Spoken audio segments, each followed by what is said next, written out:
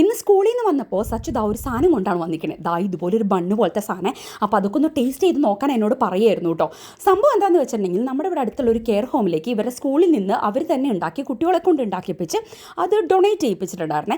അപ്പോൾ അതിന്ന് ബാക്കി ഉണ്ടായിരുന്ന ഐറ്റംസ് ഉണ്ടല്ലോ, അതിവിടെ പിള്ളേർക്ക് അവർക്ക് കൊടുത്തിട്ടുണ്ടായിരുന്നു. അപ്പോൾ അങ്ങനെ അത് വന്ന് കഴിച്ചത് സാധാരണ ബ്ലാങ്ക് ആയിട്ടുള്ളൊരു ബണ്ണ് പോലെയാണ് എനിക്ക് തോന്നിയത്. പക്ഷേ ഇതിനകത്ത് ചെറി ഉണ്ടെന്ന് അവൾ പിന്നീടാണ് പറഞ്ഞത്. അപ്പോൾ ആ ചെറിയുള്ള പീസ് ഞാൻ കഴിച്ച് നോക്കാം എന്നൊക്കെ വിചാരിച്ചു. നടുക്ക് ഞാൻ പൊളിച്ച് നോക്കി അതിൻ്റെ അകത്ത് വല്ല ഫില്ലിംഗ് ഉണ്ടോയെന്ന്.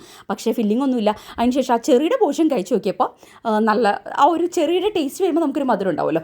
അപ്പോൾ അതൊക്കെ നമ്മൾ കഴിച്ച് നോക്കിയത് ആ തിരിച്ച് അതുപോലെ തന്നെ എടുത്ത് വെച്ച് ഇനി ചേച്ചിയും പപ്പയും വരട്ടെ എന്ന് പറഞ്ഞുകൊണ്ടിരിക്കുകയാണ്.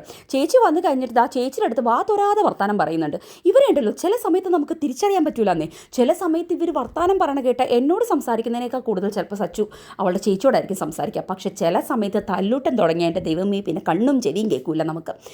അങ്ങനെ ചേച്ചിയുടെ സോപ്പിട്ട് ഏതാണ്ടൊക്കെ കുറേ കാര്യങ്ങളൊക്കെ വർത്താനം പറഞ്ഞതിന് ശേഷം എന്താ ബണ്ണെടുത്ത് കൊടുത്തിട്ടുണ്ട്. ചേച്ചി ടേസ്റ്റ് നോക്കി ചേച്ചി മാർക്ക് ഇട്ടാലാണ് അവൾക്കൊരു സമാധാനമാവുള്ളൂ. അങ്ങ് ഈ ഒരു സ്നേഹം എന്നും അങ്ങ് നിന്ന് പോട്ടെ എന്ന് മാത്രമേ ആഗ്രഹമുള്ളൂ കേട്ടോ. അങ്ങനെ അവളും കഴിച്ച് നോക്കി. അവളും വലിയ കുഴപ്പമില്ല, അങ്ങനെ വലിയ ഹൈപ്പൊന്നും പറയാനില്ല എന്നൊക്കെ പറഞ്ഞ് അവളും അങ്ങ് അവളെ വിട്ടു. റേറ്റിംഗ് എങ്ങാണ്ടൊക്കെ 8 out of 10 ഒക്കെ കൊടുക്കുന്നുണ്ടായിരുന്നു. ഇനിയിപ്പോൾ പപ്പയും കൂടി റേറ്റ് ചെയ്ത് കഴിഞ്ഞാൽ പിന്നെ അവൾക്ക് സന്തോഷം. പപ്പയും കൂടി നല്ലതാണെന്ന് പറഞ്ഞപ്പോൾ ഉള്ള തുള്ളിച്ചാട്ടമാണ് ഈ കാണുന്നത്.